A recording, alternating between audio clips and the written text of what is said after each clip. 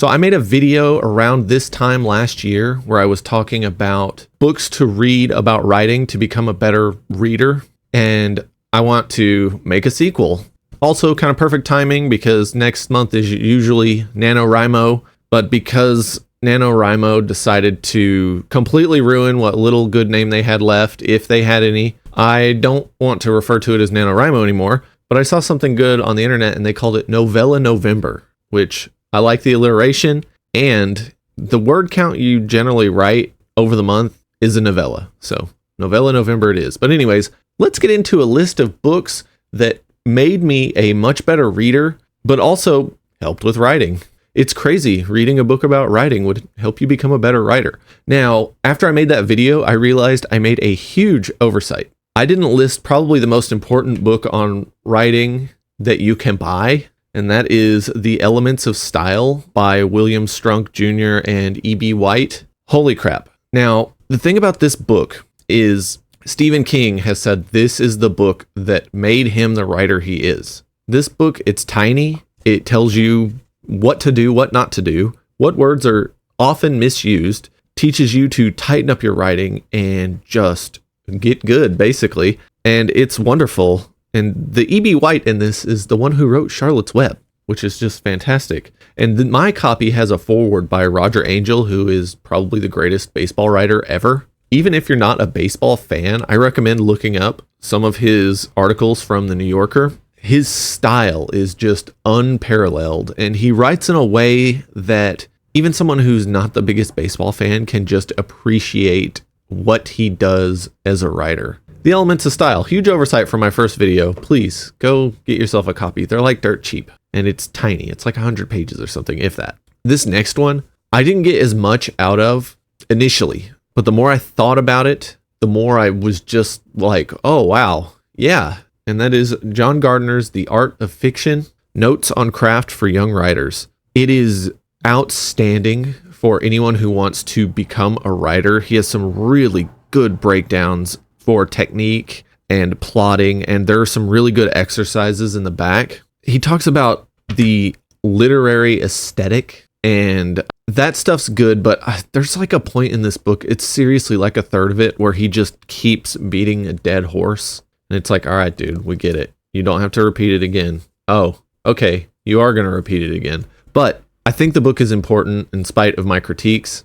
I mean, this is a guy that wrote Grendel. He's a very good writer. This next one is a workbook / probably one of the best ways of understanding how a modern writer writes speculative fiction. That is Wonderbook by Jeff Vandermeer. And Wonderbook is great because there are chunks of this where Jeff Vandermeer has his own writing in here, and he tells you exactly what he did and why he did it. I mean, sentence by sentence. And he shows you how he changed it over time. It's just genius. And also, it's got all these little graphics and stuff. Like, it's good for my little ADHD monkey brain.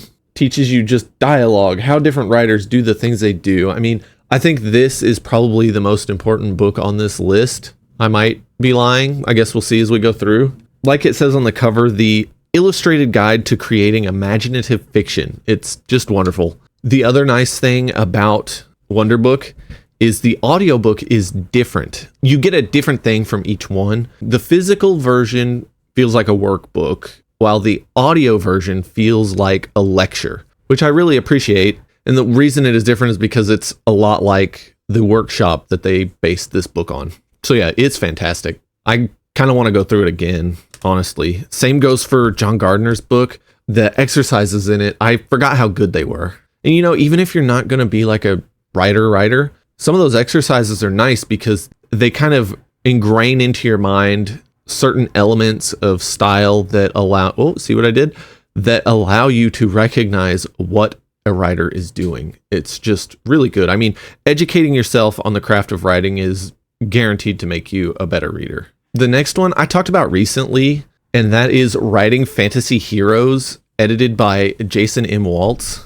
Jason M. Waltz is like a editor for a lot of sword and sorcery stuff. He has another book that I really want to get to, which is called Hither Came Conan. And it is a bunch of writers breaking down each Conan story and talking about kind of why they're a masterpiece and kind of what he did in them. And I just need that book in my life. I mean, books about books is like my new favorite obsession. Writing fantasy heroes is great because you have some of the best writers in fantasy breaking down like what makes fantasy work. You've got Glenn Cook writing about how shit happens. I mean, one of my biggest breakthroughs with reading his works was reading this essay about how he writes. He discusses how he does not let the fact that a main character is a main character get in the way of them just dying from something stupid. He talks about how in real life sometimes you're fording a river on a horse and you fall off and drown, and shit happens. And he says that when a writer tries to not let the natural things that happen in life happen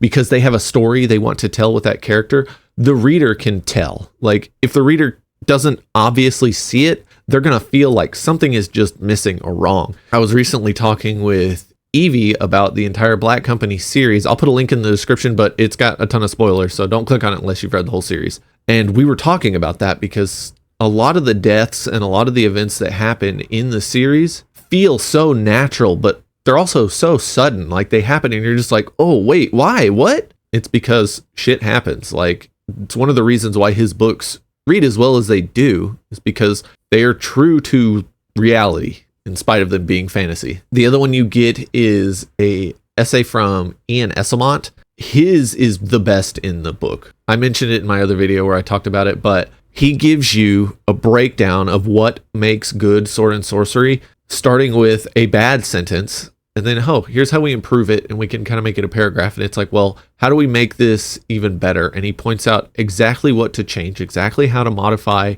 the way you are writing in order to get more story across without a bunch of overly descriptive prose. It keeps the action moving. It keeps the reader engaged. It's probably the best thing in there. There's also an essay from Brandon Sanderson about how to write action scenes, which, there's no better person to have an essay in there about action scenes if we were talking about telling a story with a scene that involves a lot of fighting or whatever.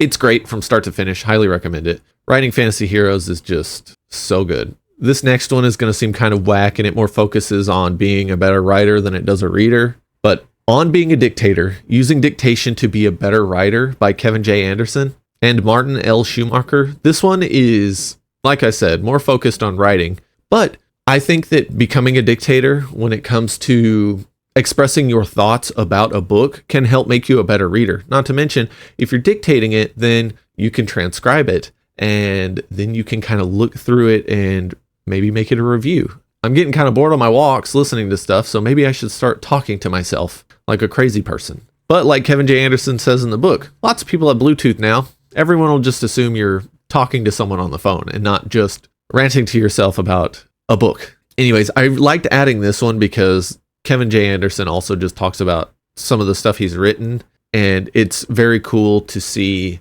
how a guy dictates tons of books. It's just fascinating. This next one seems a little weird too, but it's You Can Write a Mystery by Jillian Roberts. It's one of those like kind of how-to books, but it's so good. Not only does she give you example works at the end of every section about kind of what to read, kind of what mystery novels to read to make yourself a better writer, those same books also just make you a better reader of mysteries. And here's the thing. When you diversify as a reader, it improves your ability to understand the things you're reading. You want to build a very wide foundation of literary skills in order to kind of level up your reading. And this helps do that. Not only does she show you kind of the way mysteries are written, and she has the recommendations at the end, she also has exercises at the back that using them as a reader is almost as good as using them as a writer. One of them is creating a character profile where you take it's like name, date of birth, what they look like, what their interests are, blah, blah, blah. You can use that to write little mini bios of characters in books you've read, and it gives you an excellent way of looking back on a book and just kind of letting that just seep into the deep crevices of your brain so you don't forget them. I highly recommend it. It's also a super short book. It's like 124 pages. A fair amount of that is stuff you just skip because it's like tables and stuff. And then one part of it is about internet research that is incredibly outdated. But I really enjoyed that book. I'm probably going to read it again soon. And this last one, I guess these last three are kind of weird, but this last one is The Cobalt Guide to World Building. Now, this is generally for tabletop RPGs, but it works for world building for anything. The Cobalt Guide is published by Cobalt Press. They make a lot of like D&D 5th edition stuff. They have their own rule set now that is like extra 5th edition. They're fantastic. Their game worlds that they have for the rule sets are also just wonderful. But this book, what makes this book so special is it's a collection of essays, a lot like Writing Fantasy Heroes.